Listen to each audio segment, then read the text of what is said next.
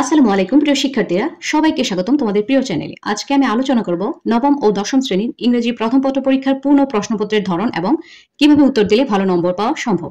আমরা অনেকেই শুধু পড়ি, কিন্তু পরীক্ষার খাতায় কিভাবে লিখতে হবে, কতটুকু লিখতে হবে, কোথায় লাইন টানতে হবে তা নিয়ে আমরা কনফিউজ থাকি। ফলে কি হয়, এসব ঠিকভাবে না জানার কারণে নম্বর কমে আসে। আজকের ভিডিওতে আমি বলবো কোন প্রশ্ন কত নম্বরের, কিভাবে উত্তর করব এবং কিভাবে পরিষ্কার এবং সাজিয়ে লিখলে শিক্ষক সহজে বুঝতে পারবেন এবং ভালো নম্বর দেবেন। তো তোমাদের কাছে যদি বিগত প্রশ্ন অথবা টেস্ট পেপার থেকে থাকে, তাহলে সেটা সাথে নিয়ে ভিডিওটি কন্টিনিউ করতে পারো, তাহলে তোমাদের ভিডিওটি বুঝতে আরো বেশি ভালো হবে। তো প্রথমেই আমি আলোচনা করব মার্কস ডিস্ট্রিবিউশন নিয়ে, অর্থাৎ পরীক্ষার মান বন্টন নিয়ে। তোমাদের ইংরেজি প্রথম পত্রের ফুল মার্কস হচ্ছে 100 এবং এখানে সময় থাকবে 3 ঘন্টা। তোমাদের টোটাল মার্কস 100 এবং সময় থাকবে 3 ঘন্টা। এক্ষেত্রে তোমাদের দুইটি অংশে বিভক্ত প্রশ্নটা। রিডিং টেস্ট পার্ট 1 এ থাকবে পার্ট এতে থাকবে রিডিং টেস্ট, মার্কস থাকবে 50 এবং পার্ট বি তে থাকবে রাইটিং টেস্ট, সেখানেও মার্ক থাকবে 50। তো এক্ষেত্রে খেয়াল করো, তোমাদের রিডিং টেস্ট যেটাতে মার্ক হচ্ছে 50, সেখানে একটা সিন প্যাসেজ থাকবে, question from seen passage 1 and 2। মানে এখানে তোমাদের প্রশ্নপত্রের টোটাল বই থেকে অর্থাৎ টেক্সট বুক থেকে দুইটি সিন প্যাসেজ থাকবে। সেক্ষেত্রে প্রথম সিন প্যাসেজ থেকে তোমার 1 এবং 2 অ্যান্সার করতে হবে। এক্ষেত্রে প্রথম কোয়েশ্চেনটা হবে মাল্টিপল চয়েস কোয়েশ্চেন্স, অর্থাৎ এমসিকিউ। এমতে মাল্টিপল, সিতে চয়েস, কিউতে কোয়েশ্চেন্স। অর্থাৎ এক্ষেত্রে তোমাদের প্রশ্নপত্রে 7টি প্রশ্ন দেওয়া থাকবে এবং প্রত্যেকটা প্রশ্নে 4টি করে অপশন দেওয়া থাকবে। সেই অপশনগুলো থেকে তোমাদেরকে সঠিক অ্যান্সারটা চয়েস করতে হবে। মাল্টিপল চয়েস কোয়েশ্চেন্স, অর্থাৎ অনেকগুলো থেকে তোমাদেরকে একটি চয়েস করে সঠিক উত্তরটি লিখতে হবে। এক্ষেত্রে তোমাদের প্রতিটাতে নম্বর থাকবে 1 করে। এক্ষেত্রে 7টির জন্য পেয়ে যাবে 7 নম্বর, টোটাল 7 নম্বর। 7টি এমসিকিউ এ থাকবে 1 নম্বর করে, 7 নম্বর। তারপর সেই সিম প্যাসেজ থেকে তোমাদেরকে অ্যান্সার করতে হবে 2 নং প্রশ্নপত্রের answering questions open and close ended. Open and close ended. এক্ষেত্রে এই 2 নম্বর প্রশ্নে তোমাদের 5টি অ্যাসে টাইপ প্রশ্ন থাকবে। এই প্রশ্নগুলো তোমাদের সহজ থেকে কঠিনের দিকে সাজানো থাকবে। প্রথমটা যদি একটু সহজ হয়, তারপর 2 আর 3 নম্বর থাকবে আরেকটু কঠিন, দেন 4-5 নম্বর থাকবে আরেকটু বেশি কঠিন। অর্থাৎ তোমাদের সহজ থেকে কঠিনের দিকে ক্রমান্বয়ে প্রশ্নগুলো দেওয়া থাকবে। তোমাদেরকে অ্যান্সার করতে হবে।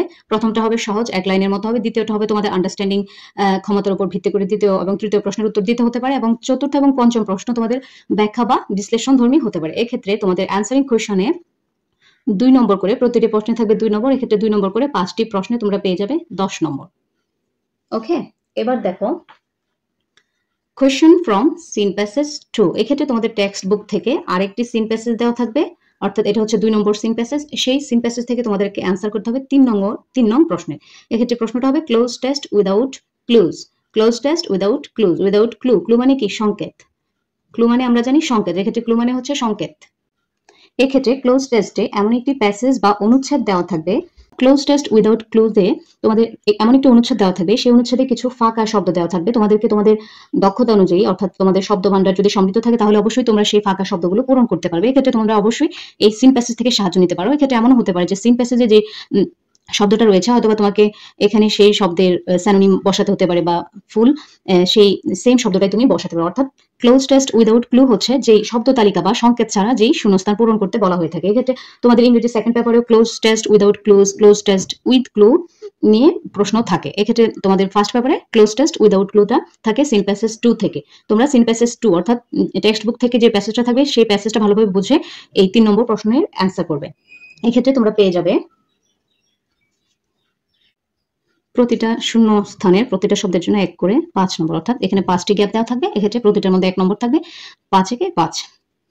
এবার তোমাদের থাকবে কোয়েশ্চেন্স ফ্রম আনসিন প্যাসেজ, অর্থাৎ এক্ষেত্রে 4 এবং 5 এই দুইটি প্রশ্নের অ্যান্সার করতে হবে। এক্ষেত্রে কোনো প্যাসেজ থাকবে না, সরি, এক্ষেত্রে আনসিন প্যাসেজ থাকবে, অর্থাৎ টেক্সট বুকের বাইরে, টেক্সট বুক এর বাইরে তোমাদেরকে 4 এবং 5 এর অ্যান্সার করতে হবে। এমন একটি প্যাসেজ থাকবে যে প্যাসেজটা তোমাদের টেক্সট বুকে নেই, কিন্তু তোমাদের অবশ্যই সেই প্যাসেজটা থাকবে তোমাদের ক্লাস উপযোগী। কেননা যদি ক্লাস উপযোগী প্যাসেজ না হয়, তাহলে তো তোমরা সেটা বুঝতে পারবে না। তোমরা নবম এবং দশম শ্রেণীর উপযোগী একটি আনসিন প্যাসেজ দেওয়া থাকবে, সেই প্যাসেজ থেকে তোমাদেরকে অ্যান্সার করতে হবে 4 ইনফরমেশন ট্রান্সফার এবং 5 হচ্ছে সামারাইজিং। 4 হচ্ছে ইনফরমেশন ট্রান্সফার। এক্ষেত্রে তোমাদেরকে এই আনসিন প্যাসেজটার উপর ভিত্তি করে 4 বা 5টি কলাম বা সারিতে কিছু ইনফরমেশন দেওয়া থাকবে। তোমাদেরকে কি করতে হবে? সঠিক তথ্যসমূহকে টেবিল থেকে নিয়ে বাক্য আকারে সাজাতে হবে। অর্থাৎ এক্ষেত্রে তোমাদেরকে 5টি সেন্টেন্স আকারে সেটি সাজাতে হবে। এক্ষেত্রে প্রশ্নটা হবে এরকম, complete the table below with the information from the above passage. অর্থাৎ তোমাদেরকে একটি টেবিল দেওয়া থাকবে, সেই টেবিলে 4টি অথবা 5টি তথ্যসমূহকে টেবিল আকারে তোমাদেরকে উপস্থাপন 4টি অথবা 5টি কলাম থাকতে পারে। সেই কলামের শব্দগুলো নিয়ে অর্থাৎ ফ্রেজগুলো নিয়ে তোমাদেরকে তথ্যসমূহকে 5টি সেন্টেন্সে সাজাতে হবে। এক্ষেত্রে এই 5টি তথ্য গ্যাপ আকারে থাকতে পারে। তোমাদেরকে আনসিন প্যাসেজটা থেকে সঠিক শব্দটা বাছাই করে সেই গ্যাপগুলো পূরণ করে 5টি বাক্য তৈরি করতে হবে। এক্ষেত্রে তোমরা পেয়ে যাবে 1:5 অর্থাৎ 5টি বাক্যের জন্য 5 নম্বর।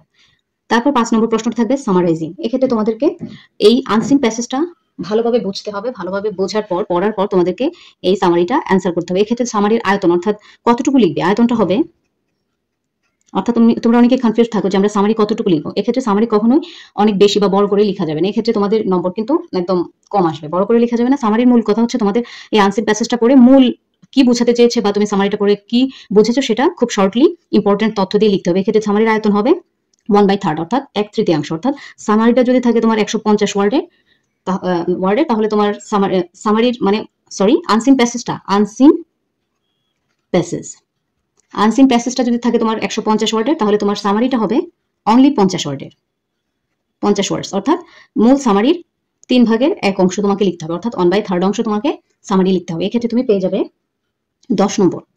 তো খেয়াল করো ভালোভাবে, এই সামারিটা কিন্তু খুবই ইম্পর্টেন্ট, কেননা এই সামারিতে রয়েছে 10 নম্বর। আর এই 10 নম্বর পাওয়া খুবই সহজ। তুমি আনসিন প্যাসেজটা ভালো করে পড়বে এবং সেই প্যাসেজটা পড়ে তুমি এর মূল ভাব কি বুঝেছো, অর্থাৎ এটার মূল বিষয়টা খুবই শর্টলি, আমি যেভাবে বলেছি সামারিটা 3 ভাগ হলে তোমাকে এক ভাগ লিখতে হবে। এক্ষেত্রে কোনোভাবেই সামারি থেকে হুবহু বাক্য তুলে দেওয়া যাবে না বা কোনো এক্সাম্পল দেওয়া যাবে না বা কোনো কোটেশন তুলে দেওয়া যাবে না। এক্ষেত্রে কিন্তু তোমার নম্বর কমে যাবে। এবার খেয়াল করো প্রশ্নপত্রের এই অংশে আদার কোয়েশ্চেন্স অর্থাৎ অন্যান্য প্রশ্নের মধ্যে থাকবে ম্যাচিং এন্ড রিঅ্যারেঞ্জিং। এক্ষেত্রে ম্যাচিংটা কি, এই দুইটা কোয়েশ্চেনে কি হবে, out of seen and unseen passage. এই দুটি প্রশ্নের অ্যান্সার করতে তোমাকে কোনো সিন প্যাসেজও দেওয়া থাকবে না, অর্থাৎ টেক্সট বুক থেকে কোনো প্যাসেজও দেওয়া থাকবে না বা বাইরে থেকে কোনো প্যাসেজ দেওয়া থাকবে না। Without seen or unseen passage তোমাদেরকে ম্যাচিং এবং রিঅ্যারেঞ্জিং এর অ্যান্সার করতে হবে। এক্ষেত্রে ম্যাচিং এ কি থাকবে, ম্যাচিং এ থাকবে 5 নম্বর। এক্ষেত্রে তোমাদেরকে 5টি লাইন ম্যাচ করে লিখতে হবে এবং রিঅ্যারেঞ্জে থাকবে 1:8 অর্থাৎ 8 নম্বর। রিঅ্যারেঞ্জে তোমাদেরকে 8টি লাইন এলোমেলো ভাবে দেওয়া থাকবে, তোমাদেরকে 8 নম্বর এখানে তোমরা পেয়ে যাবে। এক্ষেত্রে দেখো ম্যাচিং এ কি হবে, ওকে খেয়াল করো ম্যাচিং এ তোমাদেরকে 3টি কলামে এরকম 3টি কলাম থাকবে, A B C এরকম 3টি কলামে তোমাদেরকে এরকম 3টি কলামে কিছু ইনফরমেশন অর্থাৎ নির্দিষ্ট কোনো একটি কনটেক্সট বা কোনো একটি টপিকের উপর ভিত্তি করে তোমাদেরকে 3টি কলামে কিছু এলোমেলো সেন্টেন্স দেওয়া হবে। সেই তোমাদেরকে এলোমেলো বাক্যগুলোকে এই 3টি কলামের যে খন্ড খন্ড বাক্য থাকবে সেই বাক্যগুলোকে বেছে নিয়ে সঠিক কনটেক্সট বা যেন একটি সঠিক বিষয়ের তোমার এই বাক্যগুলো গঠনের মাধ্যমে বোঝা যায় সেগুলোর উপর ভিত্তি করে তোমরা 5টা বাক্য তৈরি করবে। সেই 5টা বাক্যে তোমরা প্রতিটা বাক্যে 1 করে 5 নম্বর পেয়ে যাবে। তারপর রিঅ্যারেঞ্জে কি হবে, রিঅ্যারেঞ্জে একটি গতানুগতিক গল্প বা একটি অনুচ্ছেদ হতে পারে, একটি গতানুগতিক গল্প বা অনুচ্ছেদের উপর ভিত্তি করে এলোমেলো করে তোমাদের কি 8টি বাক্য দেওয়া থাকবে। তোমাদেরকে কি করতে হবে, সঠিক লিঙ্কিং ওয়ার্ড এবং কানেক্টর ইউজ করে সঠিক অর্থ অনুসারে যুক্তিসঙ্গত উপায়ে তোমাদেরকে এলোমেলো 8টি বাক্যকে সঠিকভাবে লিখতে হবে। এক্ষেত্রে তোমরা পেয়ে যাবে প্রতিটি বাক্যের জন্য 1 করে 8 নম্বর। তো এক্ষেত্রে তোমাদেরকে অবশ্যই খেয়াল রাখতে হবে এই 8টি বাক্য লেখার ক্ষেত্রে ধরো তোমার যদি 8টি বাক্য লেখার পরে তোমার 2 অথবা 3 নম্বর বাক্যটা তোমার ভুল হয়ে গিয়েছে, তোমার ওই সিকোয়েন্সটা ঠিক নেই, এক্ষেত্রে তোমার শুধুমাত্র 2 এবং 3 কাটা যাবে। এক্ষেত্রে 1 মানে প্রথম বাক্যটা, তারপর 4 অথবা 5 6 7 পরের বাক্যগুলো যদি ঠিক থাকে, সিরিয়ালটা যদি ঠিক থাকে, তুমি এক্ষেত্রে পুরো নম্বর পেয়ে যাবে। শুধুমাত্র তোমার যদি ভুল হয় শুধুমাত্র সেই ভুল হওয়া সিরিয়ালগুলোর জন্য তোমার নম্বর কাটা যাবে। এক্ষেত্রে বাকি সিরিয়ালগুলোর জন্য তুমি নম্বর ঠিকই পেয়ে যাবে। তারপর খেয়াল করো, তারপর রয়েছে তোমাদের পার্ট বি। এক্ষেত্রে এটা হচ্ছে রাইটিং টেস্ট। প্রথমে আলোচনা করেছি আমি পার্ট এ যেটা ছিল রিডিং টেস্ট, সেটাতে ছিল মার্ক 50 এবং এখন আলোচনা করব পার্ট বি অর্থাৎ রাইটিং টেস্ট নিয়ে, এটাতে রয়েছে মার্ক 50। তো দেখো এক্ষেত্রে রাইটিং টেস্টে তোমাদের 8 নম্বরে 10, 9 নম্বরে 11, 9 নম্বরে 10, 10 নম্বরে 10, 11 নম্বরে 10 এবং ফাইনাল 12 নম্বরেও যেখানে ডায়ালগ রয়েছে সেটাতেও 10 নম্বর। তো 8 নম্বরে থাকবে writing a paragraph by answering questions. এক্ষেত্রে তোমাদেরকে প্রশ্নপত্র হয়তোবা 10টি কোয়েশ্চেন দেওয়া থাকতে পারে, সেই কোয়েশ্চেনগুলোর উপর ভিত্তি করে তুমি অ্যান্সার করবে, প্যারাগ্রাফটা অ্যান্সার করবে এবং এক্ষেত্রে তোমার অবশ্যই দেখা যাবে 250 ওয়ার্ডের মধ্যে তোমার প্যারাগ্রাফটা হবে। এক্ষেত্রে তোমার নম্বর থাকবে 10, এক্ষেত্রে তুমি 10 নম্বর পেয়ে যাবে। এক্ষেত্রে যদি পরীক্ষায় কোনো কোয়েশ্চেন না থাকে, প্রশ্নপত্রে যদি কোনো কোয়েশ্চেন করা না থাকে, তাহলে তোমাকে 10টি সেন্টেন্স লিখলে মোটামুটি একটা ভালো মার্কস পাবে এবং যদি আরো বেশি লিখো তাহলে তুমি ভালো নম্বর পাবে। এক্ষেত্রে অবশ্যই খেয়াল রাখতে হবে যেন 250 ওয়ার্ডের চেয়ে কম না হয় তোমার প্যারাগ্রাফটা। আর যদি তোমার কোনো আবার যদি তোমাদের 10টা কোয়েশ্চেনও দেওয়া থাকে, সেক্ষেত্রে 10টা কোয়েশ্চেনের উপর ভিত্তি করে তোমার যদি পূর্বে মুখস্থ করা কোনো প্যারাগ্রাফ থাকে, সেই প্যারাগ্রাফটাকে চেষ্টা করবে সেই 10টা কোয়েশ্চেনের আওতায় ফেলে প্যারাগ্রাফটা লিখতে। দেন 9 হচ্ছে কমপ্লিটিং আ স্টোরি। এটা কি? Completing a story.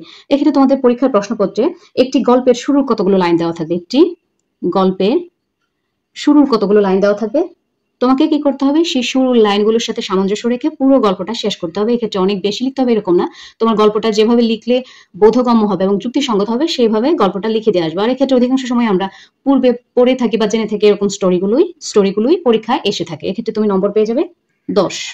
এটা হচ্ছে কমপ্লিটিং আ স্টোরি। এক্ষেত্রে তুমি টাইটেল দিয়ে তোমার স্টোরিটা শুরু করবে।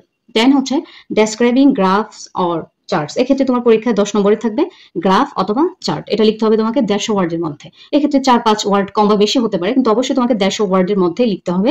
এক্ষেত্রে এই গ্রাফ এবং চার্ট নিয়েও আমার চ্যানেলে ভিডিও দেওয়া আছে। একটি ফরম্যাট শিখে কিভাবে তুমি গ্রাফ চার্ট লিখতে পারো সেটা তুমি ফলো করতে পারো। দেন খেয়াল করো 12 নম্বর হচ্ছে এই গ্রাফ এবং চার্টে তুমি পেয়ে যাবে 10 নম্বর, সরি 10 নম্বর গ্রাফ এবং চার্ট। আর 11 নম্বর হচ্ছে writing informal letters or emails. Writing informal letters or emails, এক্ষেত্রে তোমার পরীক্ষা 11 নম্বর প্রশ্নে লেটারও আসতে পারে, ইমেলও আসতে পারে। এক্ষেত্রে তুমি পেয়ে যাবে 10 নম্বর। দেন থাকবে 12 নম্বরে রাইটিং ডায়ালগ। এক্ষেত্রে তোমার দুই বন্ধুর মধ্যে বা দুজনের মধ্যকার কথোপকথন লিখতে হবে, অর্থাৎ সংলাপ, যেটাকে আমরা বলি সংলাপ বা ডায়ালগ। এক্ষেত্রে তোমাকে খেয়াল রাখতে হবে ডায়ালগটা যত বড়ই লিখো কিন্তু 7টি পেয়ার অর্থাৎ 7টি জোড়ায় যেন হয়। এক্ষেত্রে তুমি নম্বর পাবে 10 নম্বর। তো আশা করছি তোমরা ওভারঅল কোয়েশ্চেন প্যাটার্ন অর্থাৎ পরীক্ষার প্রশ্নপত্রটা কিরকম ধাঁচের হবে সেটা বুঝতে পেরেছো। এবার আমি তোমরা পরীক্ষার খাতায় কিভাবে অ্যান্সার করবে সে নিয়ে আলোচনা করছি। প্রিয় শিক্ষার্থীরা, ধরে নাও এটা তোমাদের এক্সামের পেপার, এটা তোমাদের পরীক্ষার খাতা। তোমাদের এই পরীক্ষার খাতায় কিন্তু উপরের অংশটা তোমাদের নাম, রোল, শ্রেণী, বিভাগ, প্রশ্নের বিভিন্ন খাতার বিভিন্ন নিয়ম কানুন তোমরা এখানে লিখবে। লেখার পর তোমাদের প্রশ্নপত্রে এখানে একটা দাগ টানবে, তারপর এখানে তোমরা সবসময় খাতাটা একটা এই যে স্কেলের মাপে তোমরা দাগ টানবে, এর চেয়ে বেশি কখনো টানবে না। এক্ষেত্রে প্রথম পেজে তোমাদের নাম, রোল, শ্রেণী, বিষয়, কোড এগুলো লেখার পরে তোমরা প্রশ্নে যে পার্ট এ দিয়েছে, আমি সেভাবে প্রশ্নে যেভাবে দেওয়া থাকে পার্ট এ রিডিং টেস্ট, আমি সেটা লিখে নিচ্ছি। তোমরা চাইলে পার্ট এ স্কিপ করতে পারো, শুধুমাত্র রিডিং টেস্ট লিখে answer to the question number 1, অর্থাৎ তোমাদের যে সিন প্যাসেজটা থাকে সেই সিন প্যাসেজ থেকে যে মাল্টিপল চয়েস কোয়েশ্চেন করতে বলা হবে, সেক্ষেত্রে তোমরা মাল্টিপল চয়েস কোয়েশ্চেনের ক্ষেত্রে answer to the reading test লিখবে, পার্ট এও লিখতে পারো। এক্ষেত্রে এটা স্কিপও করতে পারো, কিন্তু মাস্ট তোমাদের সৌন্দর্যের জন্য, খাতার সৌন্দর্যের জন্য প্রথমে লিখে নেবে রিডিং টেস্ট, তারপর লিখে answer to the question number 1। এক্ষেত্রে তোমাদের এখানে টোটাল 7টা মাল্টিপল চয়েস কোয়েশ্চেন থাকে। 7টার জন্য তোমরা যেভাবে A B C D E F G এভাবে 7টা পর্যন্ত খাতা লিখে নেবে, একদম খুব ক্লিন করে লিখবে। তারপর ধরো এখানে তোমাদেরকে লিখতে বলা হয়েছিল তোমার মাল্টিপল চয়েস কোয়েশ্চেন থেকে হয়তো বা তোমার এখানে তুমি সঠিক উত্তর বেছে নিয়েছো, মনে করো রিড, নিচে দাগ দেওয়ার দরকার নেই। তারপর মনে করো এখানে লিখেছো রাইট, তারপর এখানে তোমার যে সিন প্যাসেজ থেকে যে মাল্টিপল চয়েস কোয়েশ্চেন তোমার এসেছে তা আউট অফ স্কোর, এরকম বিভিন্ন ভাবে তোমরা বিভিন্ন অ্যান্সার খুঁজে বের করতে পারো। তোমরা যদি কেউ চাও এখানে টান দিতে পারো, অবশ্যই এটা কালো কলমের হবে। আবার যদি চাও এভাবে সিঙ্গেল রেখে দিতে পারো। এক্ষেত্রে তোমাদেরকে পরপর এভাবে কলাম আকারে উপর থেকে নিচ দিকে লিখে আসতে হবে, কোনোভাবেই এলোমেলো করে একসাথে অনেকগুলো লেখা যাবে না, এক্ষেত্রে তোমাদের খাতার সৌন্দর্য নষ্ট হয়ে যাবে। সো তোমরা কোয়েশ্চেন 1 অর্থাৎ এমসিকিউ এভাবে পরপর এ থেকে জি পর্যন্ত লিখবে, যেখানে 7টা মাল্টিপল চয়েস কোয়েশ্চেন থাকে। তারপর খেয়াল করো 2 নম্বর প্রশ্ন থাকে তোমাদের অ্যানসারিং কোয়েশ্চেন। এক্ষেত্রে অ্যানসারিং কোয়েশ্চেনের জন্য তুমি প্রথমে লিখবে অ্যান্সার টু দ্য কোয়েশ্চেন নং 2, লিখে তুমি প্রতিটা প্রশ্ন লেখা শুরু করবে। এক্ষেত্রে যদি চাও তুমি A B 5টা প্রশ্ন থাকে ই পর্যন্ত, এক্ষেত্রে তুমি যদি চাও এভাবে এ লিখে অ্যান্সার দিতে পারো, অ্যান্সার লিখতে পারো। অ্যান্সার লিখে তুমি তোমার প্রশ্নের অ্যান্সারটা লিখবে। অবশ্যই একটা অ্যান্সার লেখার পর আরেকটা অ্যান্সার শুরু করার মধ্যে তোমাকে 1 আঙ্গুল বা 2 আঙ্গুল ফাঁক দেবে, তাহলে প্রত্যেকটা 5টা, মনে করো আমার এই প্রশ্নটা লেখা শেষ হয়েছে এই পর্যন্ত হওয়ার পর আমি এখানেই শুরু করে ফেলবো না, আমি একটু স্পেস দিয়ে 1 আঙ্গুল বা 2 আঙ্গুল স্পেস দিয়ে আমি এখান থেকে শুরু করবো। তারপর অ্যান্সারটা আবার যখন আমি লিখছি লেখার পর আমার পরবর্তী সি নাম্বার অ্যান্সার যখন আমি শুরু করবো, সেভাবে এই বি থেকে সির দূরত্ব অবশ্যই 2 আঙ্গুল দূরত্ব তোমাকে ফাঁক রাখতে হবে। তারপর আবার অ্যান্সার লিখবো। এভাবে 5টি প্রশ্নের উত্তর করার ক্ষেত্রে আমাকে প্রতিটি প্রশ্নের উত্তর লেখার পর আমাদেরকে একটু স্পেস দিতে হবে। তাহলে টিচারের এই প্রশ্নটা দেখতে সুবিধা হবে এবং নম্বর দিতেও সুবিধা হবে এবং টিচারের কাছে খুবই পরিচ্ছন্ন মনে হবে, যে কারণে তোমার প্রশ্নে তোমার খাতায় একটা ভালো নম্বর দেবে টিচাররা এবং খুশি হবে। খেয়াল করো, তোমাদের যে আরেকটা সিম প্যাসেজ থেকে সেই সিম প্যাসেজ থেকে তোমাদের close test without clue answer করতে হবে। এক্ষেত্রে তোমাদের কিন্তু 5টা গ্যাপ থাকে, 5টা গ্যাপ অর্থাৎ 5টা শূন্যস্থানে তোমাদেরকে 5টা ওয়ার্ড লিখতে হয়। এক্ষেত্রে মনে করো এই গ্যাপে ছিল কলেজ স্টুডেন্ট, আবার ভাবো মনে করো এই গ্যাপে ছিল ইউনিভার্সিটি, আবার এইখানে ছিল মনে করো ইনফরমেশন, আবার মনে করো এই গ্যাপে ছিল মনে করো রিডিং, এই গ্যাপে মনে করো অ্যান্সারটা হবে সামারাইজিং। এগুলো সব এক্সাম্পল হিসেবে আমি দিয়েছি। তোমরা এভাবে আনসার টু দ্য কোয়েশ্চেন অর্থাৎ সিম প্যাসেজ থেকে যে 3 নম্বর ক্লোজ টেস্ট উইদাউট ক্লু তোমাদেরকে অ্যান্সার করতে হয়, এক্ষেত্রে তোমরা এভাবে নিচে উপর থেকে নিচ দিকে এভাবে লিখে নিয়ে আসবে।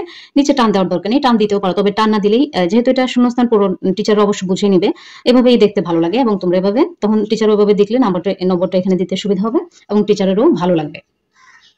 এবার খেয়াল করো অ্যান্সার টু দ্য কোয়েশ্চেন নং 4 অর্থাৎ এখানে ইনফরমেশন ট্রান্সফার থাকে। এক্ষেত্রে তোমরা আনসার লিখবে এভাবে, তোমাদেরকে 5টা বাক্য লিখতে হবে। এভাবে পরপর 1 2 3 4 5 এভাবে লিখে যাবে। কোনোভাবেই হিজিবিজি করে একসাথে অনেকগুলো সেন্টেন্স লেখার চেষ্টা করবে না। যদি তোমার পরবর্তী পেজে যেতে হয় তাহলে পরবর্তী পেজে যাবে, কিন্তু এক পেজ অর্থাৎ এই অল্প জায়গায় তোমরা অনেকগুলো গাদাগাদি করে লিখবে না। অবশ্যই একটা সেন্টেন্স থেকে আরেকটা সেন্টেন্সের মধ্যে অনেকটা 2 আঙ্গুলের মতো ফাঁক রাখার চেষ্টা করবে। এক্ষেত্রে তোমাদেরকে 5টা সেন্টেন্স লিখতে হবে। অর্থাৎ ইনফরমেশন ট্রান্সফারের আনসিন প্যাসেজ থেকে টেক্সট বুকের বাইরে যে 5টি সেন্টেন্স এলোমেলো করে থাকে সেই 5টা সেন্টেন্স তোমাদেরকে লিখতে হবে। এবার খেয়াল করো, তোমাদের 5 নম্বর থাকে সামারাইজিং, অর্থাৎ 5 নম্বরে তোমাদেরকে সামারি লিখতে বলা হয়। এই সামারির আয়তন অবশ্যই তোমরা জানো যে 1/3 অর্থাৎ 1/3 হতে হয়। এক্ষেত্রে সামারি লেখার ক্ষেত্রে আমার এই চ্যানেলে সামারির ফরম্যাট দেওয়া আছে। এই ক্ষেত্রে তোমার শুরুটা হবে এরকম, দিস passage is about, তারপর তুমি লেখা শুরু করলে, তারপর প্রথমটা এখান থেকে শুরু, তারপর লেখা শুরু করলে। এক্ষেত্রে তো সামারি লিখতে, যদিও সামারিটা 50 ওয়ার্ডের, তারপরে যদি মনে করো সামারিটা লিখতে লিখতে তোমার প্রায় খাতার যে পৃষ্ঠাটা রয়েছে পৃষ্ঠার প্রায় 3 ভাগের 1 ভাগ তুমি লিখে ফেলেছো, আর একটু অর্থাৎ 3 ভাগের 2 ভাগ লিখে ফেলেছো, কিন্তু মনে করো এই পেজটার ফুল পেজটা তুমি নিয়েছো সামারি লেখার জন্য। এক্ষেত্রে তুমি এই পর্যন্ত লিখে চলে এসেছো, আর একটু জায়গা বাকি রয়েছে, মনে করো একটু অংশ, এই অংশ লেখার দরকার নেই। তুমি পরবর্তী অ্যান্সারের জন্য, অর্থাৎ মনে করো অ্যান্সার টু দ্য কোয়েশ্চেন নং 6, আমি তো এখানে তোমাদেরকে এক্সাম্পল দিচ্ছি। 6 যদি অ্যান্সার করতে চাও তোমাদেরকে এই প্যাসেজটা স্কিপ করে পরবর্তী প্যাসেজে চলে যাবে। কোনো ক্রমে এই অল্প জায়গায় তুমি লেখার চেষ্টা করবে না, ঠিক আছে? এবার আলোচনা করলাম অ্যান্সার নাম্বার 5 অর্থাৎ সামারি লেখা নিয়ে। এই সামারি ফরম্যাটও একটা আমার চ্যানেলে দেওয়া রয়েছে, চাইলে দেখে নিতে পারো। দেন রয়েছে অ্যান্সার টু দ্য কোয়েশ্চেন নং 6। আনসার টু দ্য কোয়েশ্চেন নং 6 এটা কি? Out of seen passage and unseen passage. 6 কি? তোমাদেরকে ম্যাচিং করতে হবে। এক্ষেত্রে কি ম্যাচিং এ তোমাদেরকে 3টি কলামের মধ্যে ইনফরমেশন দেওয়া থাকবে। সেই ইনফরমেশনগুলোকে তোমাদের নির্দিষ্ট একটা কনটেক্সট বা বিষয় বা টপিকের উপর ভিত্তি করে তোমাদেরকে সেন্টেন্সগুলো সাজাতে হবে। 3টা কলামের যে এ তারপর 1 2 এলোমেলো করে দেওয়া থাকে। আমি একটা এক্সাম্পল হিসেবে দিচ্ছি, এটা কিন্তু শুধুমাত্র একটা এক্সাম্পল। তোমাদেরকে এভাবে লিখতে হবে। তোমরা এইভাবে যদি পরীক্ষা লিখে দিয়ে আসো, এক্ষেত্রে তোমরা ফুল মার্কস অর্থাৎ এখানে যে 5 নম্বর রয়েছে সেই 5 নম্বর পাবে, ঠিক আছে। কিন্তু তোমরা যদি চাও, তোমাদের হাতে যদি আরেকটু সময় থাকে, তাহলে অবশ্যই তোমরা এই যে তোমরা যে ইনফরমেশন ম্যাচিং গুলো করেছো, যে সেন্টেন্স 5টা সেন্টেন্স লিখেছো, এগুলো যদি তোমরা আবার নিচে অনুচ্ছেদ আকারে লিখে দাও, তাহলে জিনিসটা আরেকটু সুন্দর হবে, টিচাররা একটু পড়তে পারবে এবং টিচার তোমার প্রতি অবশ্যই খুব সন্তুষ্ট হবে, যা তোমার পরবর্তী যে রাইটিং টেস্টের যে লেখাগুলো সেগুলোতে অ্যান্সারগুলোতে তোমার কাজে লাগবে। এবার দেখো 7 নম্বরে তোমাদের থাকে rearrange. Answer to the question নং 7 লিখবে এইভাবে। অ্যান্সার টু দ্য কোয়েশ্চেন নং 7 লেখার পর তোমরা এরকম একটা বক্স করে নিতে পারো, অর্থাৎ 1 2 3 4 5 6 7 8 লাইনের জন্য তুমি 8 লাইন প্রথমে লিখলে, এটা হচ্ছে তোমার সিরিয়াল নাম্বার। তারপর এগুলো হচ্ছে যে তোমার এলোমেলো যে 8টি বাক্য দেওয়া থাকবে, সেই এলোমেলো বাক্যগুলোকে তুমি শুরু স্টোরি বা সে একটা টপিকের স্টার্টিং অনুসারে মনে করো তোমার 1 নম্বর লাইনটা হবে এইচ এ, তারপর 2 নম্বরটা ই তে, 3 নম্বরটা এ তে, 4 নম্বরটা সি তে, 5 নম্বরটা ডি তে, 6 নম্বরটা এফ এ, 7 নম্বরটা বি তে, 8 নম্বরটা জি তে, এরকম ভাবে এলোমেলো গুলো অর্থাৎ সিরিয়াল অনুসারে তুমি তোমার প্রশ্নপত্রে যে এলোমেলো বাক্যগুলো যে পজিশনে রয়েছে সেই পজিশনগুলো এখানে দিয়ে দিবে। অথবা এভাবেও লিখতে পারো, অথবা এরকম বক্স যদি কারো করার সময় না থাকে, সেক্ষেত্রে H E A C D F B G এভাবে লিখে দিয়ে আসতে পারো। আমি এক্ষেত্রে কেন পেন্সিল ইউজ করেছি, যদি মনে করো তুমি লিখার ক্ষেত্রে তুমি প্রথমে রিঅ্যারেঞ্জটা লিখছো, কিন্তু তোমার একটা ভুল হয়ে গিয়েছে, সেক্ষেত্রে তুমি মুছে তুমি পরবর্তীতে আবার সঠিকটা লিখতে পারবে। কিন্তু যদি তুমি এই পেন্সিলটা ইউজ না করো তাহলে তোমার কাটাকাটি হয়ে যাবে, খাতাটা দেখতে একটু অপরিষ্কার লাগবে। এই কারণে আমি পেন্সিল ইউজ করে বক্সটা করেছি, অথবা তুমি এভাবেও লিখতে পারো। দেন যদি তুমি মনে করো টিচারের কাছে তোমার একটা ভালো ইমপ্রেশন দিবে, এই বক্সটার পরে অথবা এই লেখাটার পরে তুমি ফুল স্টোরিটা আবার লিখে দিয়ে আসতে পারো। কিন্তু তুমি যদি এভাবেও লিখে দিয়ে আসো তুমি কিন্তু নম্বর পাবে। বাট আমি বলছি তোমার সম্পর্কে যদি টিচারের ইমপ্রেশনটা ভালো করতে চাও, সেক্ষেত্রে অবশ্যই তোমাকে নিচে আবার স্টোরিটা যদি লিখে দিয়ে আসো, সরি রিয়ারেঞ্জটা যদি আবার নিচে লিখে দিয়ে আসো সেন্টেন্সগুলো, তাহলে তুমি একটা ভালো মার্কস পাবে। তো এই ছিল অ্যান্সার টু দ্য কোয়েশ্চন নং 7 অর্থাৎ রিয়ারেঞ্জ নিয়ে কথাবার্তা। এবার আমরা যাবো পার্ট বি তে, যেখানে রয়েছে 50 মার্কের রাইটিং টেস্ট নিয়ে কথাবার্তা। এই ক্ষেত্রে রাইটিং টেস্টের শুরুতেই তোমরা পার্ট বি লিখে নেবে, স্কিপও করতে পারো। এটা আমি আমার স্টুডেন্ট লাইফে সবসময় এই সিস্টেমটা ফলো করতাম, যে কারণে আমি এটা দিয়েছি। যদি কেউ মনে করো পার্ট বিটা লিখবে না, অনলি রাইটিং টেস্ট, দেন এভাবে লিখবে, এটাও ভালো হবে, সমস্যা নেই। দেন পার্ট বি লেখার পরে রাইটিং টেস্ট উপরে দিয়েছি। আমি কিন্তু ফুল প্রশ্নের প্যাটার্ন যেভাবে ছিল সেভাবে আমি আমার খাতাটা সাজিয়েছি, কোনোভাবে এলোমেলো নং করে এলোমেলো ভাবে অ্যান্সার টু দ্য কোয়েশ্চন নং লিখলে হবে না। মনে করো তোমার কোনো একটা কোয়েশ্চন, মনে করো 6 অথবা 7 এই মুহূর্তে মনে পড়ছে না, কিন্তু তুমি 6 এবং 7 তুমি জায়গা রেখে চলে আসতে পারো। এক্ষেত্রে পরবর্তীতে যখন তুমি গুছিয়ে লিখবে বা মনে পড়বে, সেক্ষেত্রে তখন তুমি অ্যান্সার করবে। বাট এলোমেলো করে একবার 5 আর একবার 4 একবার 3 আর একবার 1 এভাবে লিখলে অবশ্যই টিচারের বিরক্তি আসবে। সো তোমরা একটা সিরিয়াল মেনটেন করবে, এক্ষেত্রে অবশ্যই তুমি ভালো মার্কস পাবে। তো দেখো part B writing test. Writing টেস্টের শুরুতে রয়েছে paragraph, answer to the question নং 8। দেখো এটা মনে করো আমার প্যারাগ্রাফ এসেছে ট্রি প্লান্টেশন, বৃক্ষরোপণ যেটাকে আমরা বলি। এক্ষেত্রে দেখো আমি প্যারাগ্রাফের যে দুইটা ওয়ার্ড রয়েছে, দুইটা ওয়ার্ডে কিন্তু আমি ক্যাপিটাল লেটার দিয়েছি। এক্ষেত্রে চোখে পড়বে ভালো এবং টিচারেরও দেখতে সুবিধা হবে। দেন তুমি প্যারাগ্রাফটা এখান থেকে শুরু করে প্যারাগ্রাফ 2 পেজ বা 2 পৃষ্ঠা বা 1.5 পেজ, তুমি তোমার ইচ্ছা মতো 250 ওয়ার্ডের মধ্যে লিখে নেবে। এক্ষেত্রে অবশ্যই টেন্স এবং স্পেলিং এর দিকে খেয়াল রাখবে, কেননা বানান যদি তোমার ভুল হয় এবং টেন্স যদি ভুল হয়, তাহলে তুমি কিন্তু একটা ভালো নম্বর থেকে অবশ্যই বঞ্চিত হবে। ওকে, এবার খেয়াল করো তোমাদের 9 নম্বর কোয়েশ্চনটা থাকে স্টোরি লিখতে হয় 9 নম্বরে, অর্থাৎ কমপ্লিটিং আ স্টোরি। ক্ষেত্রে দেখো লিখবে অ্যান্সার টু দ্য কোয়েশ্চন নং 9। আমি দেখো প্রত্যেকটা কোয়েশ্চনে কিন্তু নীল কালি দিয়ে আমি দাগটা এনেছি, কালো কালি দিয়ে টানলেও কোনো প্রবলেম নেই, বাট কোনোভাবেই সবুজ অথবা লাল দিয়ে টানা যাবে না। সবুজ অথবা লাল কালি ইউজ করা যাবে না, সবসময় নীল কালি ব্ল্যাক দিয়েও তোমরা এটা টানতে পারো।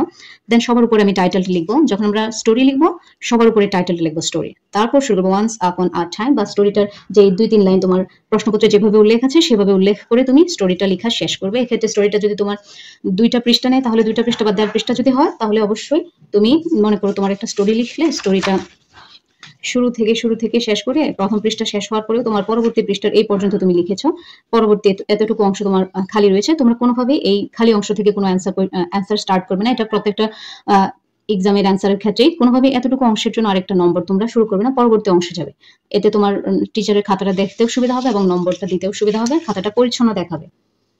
এটা গেল অ্যান্সার টু দ্য কোয়েশ্চন নং 9 অর্থাৎ স্টোরি নিয়ে, কমপ্লিটিং আ স্টোরি। এবার আমরা দেখবো ডেসক্রাইবিং গ্রাফস অর চার্টস। দেখো 10 নম্বরে রয়েছে অ্যান্সার টু দ্য কোয়েশ্চন নং 10। 10 নম্বরে আসে ডেসক্রাইবিং গ্রাফ অথবা চার্ট, যেটা আমাদেরকে 150 ওয়ার্ডে লিখতে হয়। এক্ষেত্রে আমাদেরকে অবশ্যই মাথায় রাখতে হবে গ্রাফ এবং চার্টে কোনোভাবেই আমাদের মন গড়া কোনো তথ্য দেওয়া যাবে না। গ্রাফ চার্টে তোমার প্রশ্নপত্রে উল্লেখিত যে ডাটা বা তথ্য দেওয়া থাকবে বা উপাত্ত দেওয়া থাকবে, সেই তথ্য বা উপাত্তের উপর ভিত্তি করে তোমাদেরকে কম্পারিজন বা এক্সপ্লেনেশনের মাধ্যমে তোমাদেরকে গ্রাফ এবং চার্ট 150 ওয়ার্ডের মধ্যে অ্যান্সার করতে হবে। এক্ষেত্রে অনেক বর্ণনাধর্মী হবে গ্রাফ চার্ট, এরকম না।